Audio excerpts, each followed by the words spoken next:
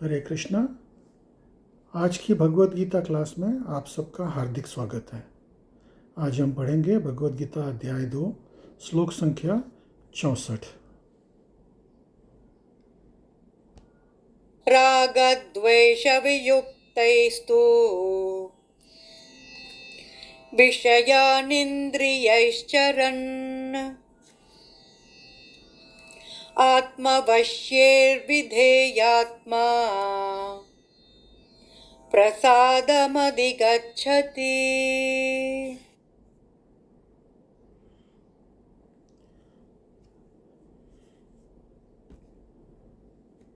अनुवाद।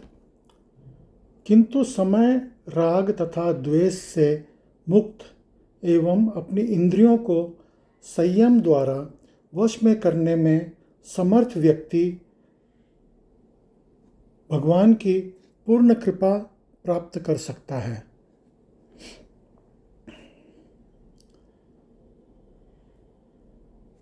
तात्पर्य श्रील प्रभुपाद द्वारा। ये पहले ही बताया जा चुका है कि क्रांतिम इंद्रियों पर बहरूप से नियंत्रण किया जा सकता है, किंतु जब तक इंद्रियां भगवान की दिव्य सेवा में नहीं लगाई जाती तब तक नीचे गिरने की संभावना बनी रहती है। यद्यपि पूर्णतया कृष्ण भावना भावित व्यक्ति ऊपर से विषयी स्तर पर क्यों न दिखे, किंतु कृष्ण भावना भावित होने से वह विषय कर्मों में आसक्त नहीं होता। उसका एकमात्र उद्देश्य तो कृष्ण को प्रसन्न करना रहता है, अन्य कुछ नहीं। अतः वह समस्त आसक्ति तथा विरक्ति से मुक्त होता है। कृष्ण की इच्छा होने पर भक्त सामान्यतः अवांछित कार्य भी कर सकता है, किंतु यदि कृष्ण की इच्छा नहीं है तो वह उस कार्य को भी नहीं करेगा जिसे वह सामान्य रूप से अपने लिए करता हो।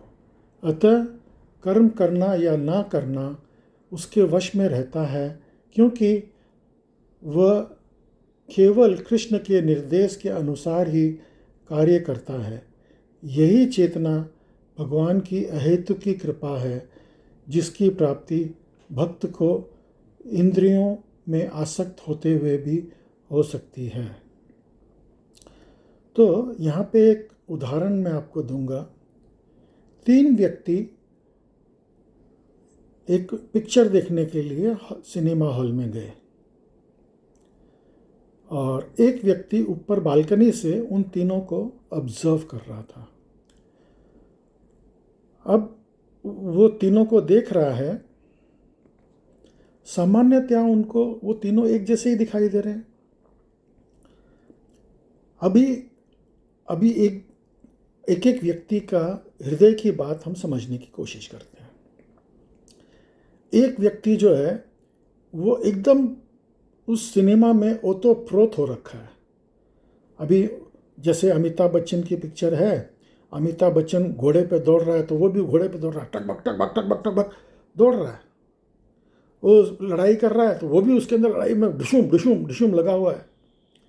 मतलब वो उसके अंदर फिल्म के अंदर इतना एनग्रॉस्ड है कि उसको बाहरी से कुछ मतलब ही नहीं है। वो उसके अंदर ओतप्रोत है।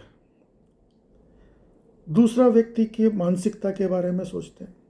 दूसरा व्यक्ति ये सोचता है, बोले ये सब जो भी चल रहा है सब झूठा माया है, लेकिन अभी हम पैसा खर्चा करके यहाँ पे आए हैं देखने के लिए, तो क्यों ना हम इसको 3 घंटा जो भी है इसको एंजॉय करते हैं, फिर जा कर के अपना जो करना होगा वो कर लेंगे।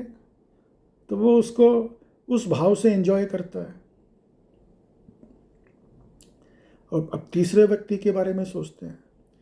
तीसरा व्यक्ति जो है वो देखता है, यार ये कहाँ फालतू आ गया, मैं कहाँ मैं समय वेस्ट कर रहा हूँ, ये तो मेरे लायक ही नहीं है ये काम, चलो मैं यहाँ से उठ करके चलता हूँ। वो वहाँ से उठ करके चला जाता है और कुछ कंस्ट्रक्टिव काम करने में लग जाता है कि भाई अपने इस जीवन को सार्थक करने के लिए लग जाता है। तो कहने का तात्पर्य जी ये है कि जो कृष्ण भावना भावित व्यक्ति है उसकी इंद्रियां जो है, क्योंकि वो भगवान के सेवा में लगी हुई है, तो वो नियंत्रित है। इंद्रियां जो है अपने नियंत्रण में रहना बहुत मुश्किल है, लेकिन अगर हम उसको भगवान की सेवा में लगा दें तो वो नियंत्रित किया जा सकता है।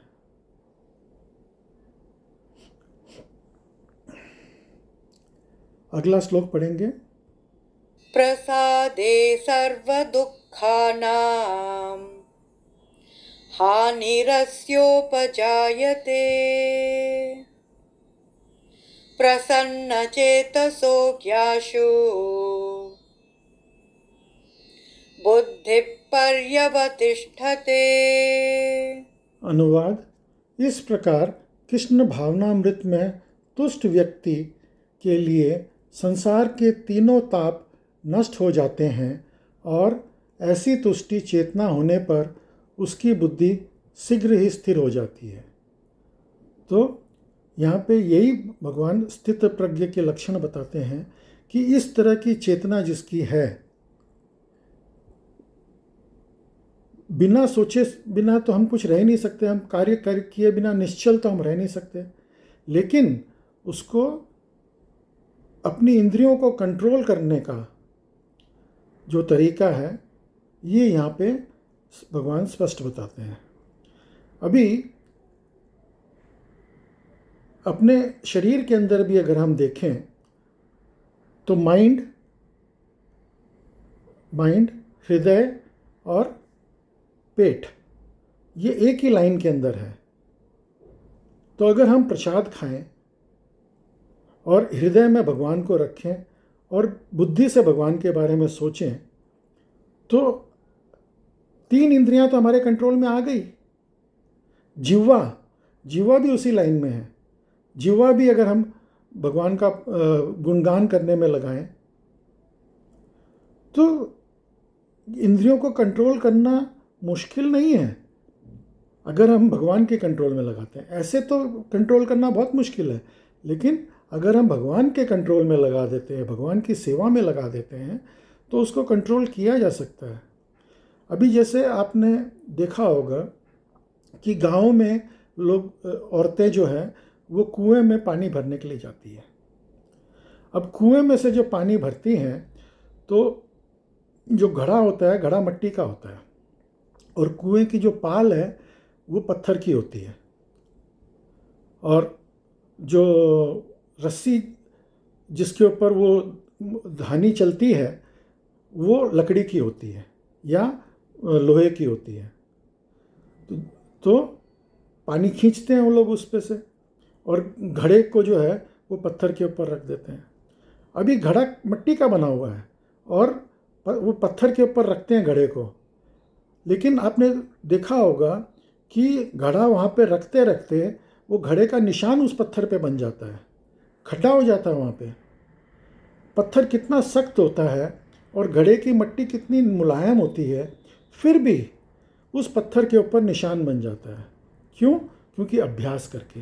अगर हम अभ्यास करके अपने इंद्रियों को कंट्रोल करें, भगवान की सेवा में लगाएं, तो हमारी इंद्रियों को कंट्रोल किया जा सकता है। अगला श्लोक पढ़ेंगे। नास्ति बुद्धिरयुक्तस्य न चायुक्तस्य भावना न चाभावयतः शान्तिः अशान्तस्य कुतः सुखम्। अनुवाद। जो कृष्ण भावनामृत में परमेश्वर से संबंधित नहीं है उसकी न तो बुद्धि दिव्य होती है और न ही मन स्थिर होता है, जिसके बिना शांति की कोई संभावना नहीं है। शांति के बिना सुख हो भी कैसे सकता है? अगर मन में उथल पुथल है तो हम सुख कैसे पा सकते हैं? मन अशांत है।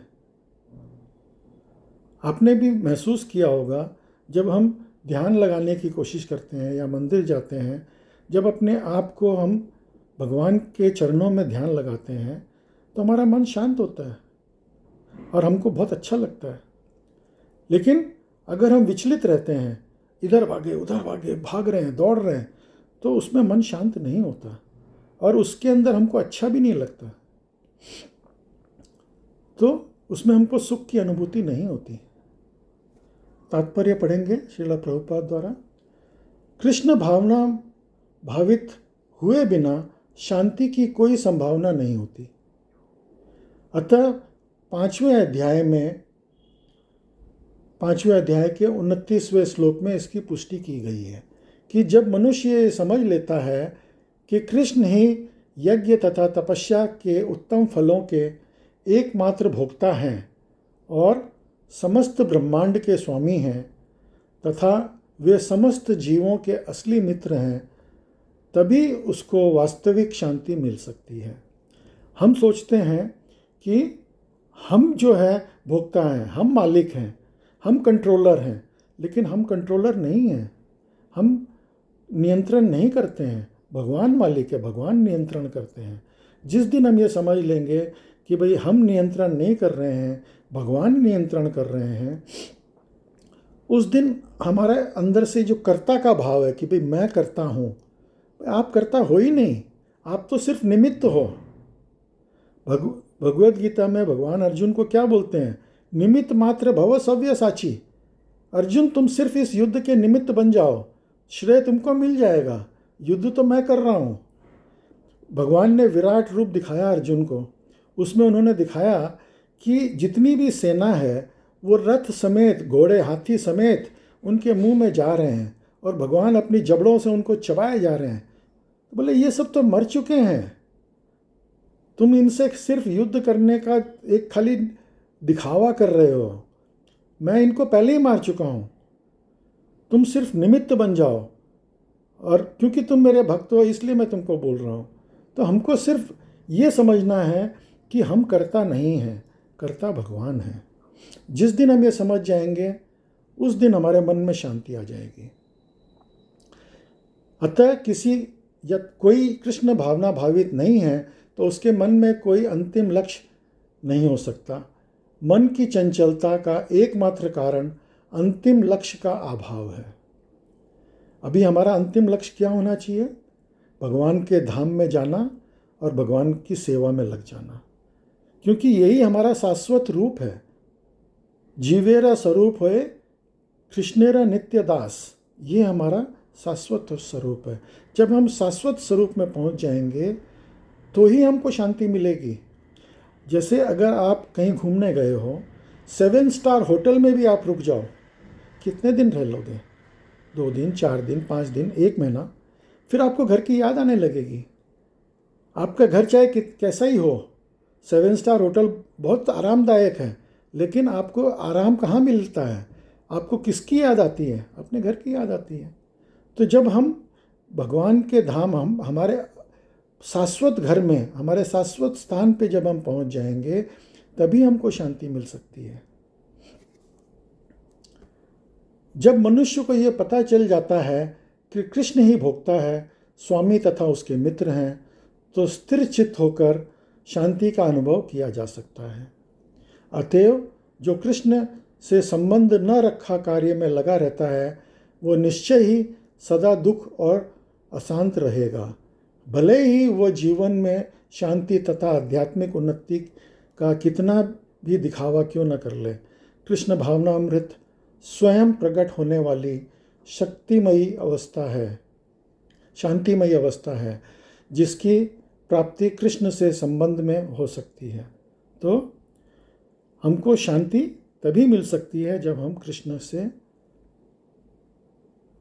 कृष्ण की सेवा में अपने शाश्वत उसमें लग जाएं।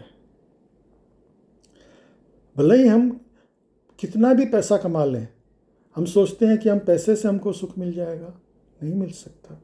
99 के फेर में लग जाएंगे, हम और कमाएंगे, और कमाना चाहते हैं, और 99 होता है तो 100 चाहते हैं, 999 हो जाता है तो 1000 चाहते हैं। तो हमको और चाहिए। दुनिया का सबसे अधिक पैसे वाला व्यक्ति, उससे पूछा गया कि क्या अपनी फिलॉसफी आप एक शब्द में बोल सकते हैं? बोला हाँ हाँ बिल्कुल बोल सकता हूँ। बोला क्या है वो? बोला वो है मुझे और चाहिए, और। तो ये और जो है ये हमको ले डूबती है। अगर यही चीज़ अगर हम कृष्ण से अटैचमेंट कर लें, कृष्ण को सेंटर में रखें, तो हमारे को मुक्ति का द्वार खुल जाता है उससे। कृष्ण से अटैचमेंट करें या कृष्ण के भक्तों से अटैचमेंट करें तो हमारा मुक्ति का द्वार खुल जाता है। क्योंकि अंत 8वें अध्याय के अंदर भगवान भगवद गीता में आगे बताएंगे, अंत काले च मामेव स्मरण मुक्त्वा कलेवरम, मतलब कि आखिरी में आदमी जो सोचता है उसको इस शरीर छोड़ने के बाद में वहीं चला जाता है। अगर हम धन धन धन धन सोचते रहेंगे तो क्या होगा? हम इसी संसार में लौट के आएंगे। हम अगर अपने परिवार से अटैच्ड रहेंगे तो उसी परिवार में हम वापस आएंगे। पता नहीं मनुष्य शरीर मिले या ना मिले, हो सकता है कुत्ते के रूप में आकर के उसी परिवार की रखवाली करते रहेंगे, क्या पता। एक इसके ऊपर एक कथा सुनाता हूँ आपको। एक व्यक्ति था कैलाश नाम का। तो एक बार भगवान और नारद ऋषि ऊपर से जा रहे थे, तो नारद ऋषि ने बोला ये आदमी भला आदमी लग रहा है, इसको भगवान आप मुक्ति दे दो। भगवान बोले अच्छा ट्राई करो, तुम एक काम करो, उसको ले आओ हमारे धाम में। तो नारद ऋषि जो है वो गए उसके पास, कैलाश के पास। बोले कैलाश चलो भगवान के धाम ले चलता हूँ तुमको। बोला अरे कहाँ नारद जी, अभी मेरे बच्चे छोटे हैं, मेरी जो है वो बहुत सारी जिम्मेवारियां हैं। आप एक काम करो, एक 10-15 साल बाद आओ, थोड़े बच्चे बड़े हो जाएं तब उसके बाद में सोचो। ठीक है भाई, नारद जी 10-15 साल बाद पहुँचे। बोले कैलाश चलो। तो बोले अरे अभी तो मेरे बच्चे की शादी हुई है और अभी इसके छोटे छोटे बच्चे हैं, ये एकदम लापरवाह है, थोड़े ये बिज़नेस संभाल ले, उसकी वाइफ जो है घर संभाल ले, फिर मैं चलूँगा आपके साथ में, ज़रूर चलूँगा, आप एक 5-7 साल बाद आइए। ठीक है, नारद जी चले गए। 5-7 साल बाद आए तो वो कैलाश की मृत्यु हो गई थी और वो एक कुत्ते के रूप में उस घर के सामने बैठा हुआ था। नारद जी ने बोला कैलाश अब तो चलो, तुम्हारी मृत्यु भी हो चुकी है, अब तुम कुत्ते बन गए हो। बोला मैं क्या करूं, ये देखो ये बच्चे जो है दरवाज़ा खुला छोड़ करके चले गए और ये छोटा बच्चा यहाँ पे खेल रहा है, तो इसकी मैं घर की रखवाली कर रहा हूँ, यहाँ पे ये मेरे पोते हैं उनकी देखभाल कर रहा हूँ। इतने में जो है एक सांप आया। वो सांप जो है बच्चे को काटना चाह रहा था, तो वो कैलाश रूपी कुत्ता जो है वो उसको सांप को लड़के के मार डाला। तो उसका मुंह में खून खून हो गया, खून खून हो गया, इधर चारों तरफ में खून फैल गया। तो उधर से उसका बेटा आया, वो देखा ये कुत्ते के मुंह में खून फैला हुआ है, चारों तरफ में खून है, सांप का खून था। उसको लगा इस कुत्ते ने जो है मेरे बच्चे को काट खाया। उसने डंडा उठाया और खूब मारा कुत्ते को और उसको मार डाला। तो हमारी दुर्दशा ऐसी ही होगी, अगर हम इस संसार से अटैच्ड रहेंगे तो हमारी दुर्दशा ऐसी ही होने वाली है। हमको अपना अटैचमेंट इस संसार से कम करना है और भगवान से बढ़ाना है, भगवत भक्तों से बढ़ाना है, वही हमारे जीवन का सार्थकता है। तो आप लोग सब आज की क्लास में सम्मिलित हुए, उसके लिए बहुत बहुत धन्यवाद। हरे कृष्णा।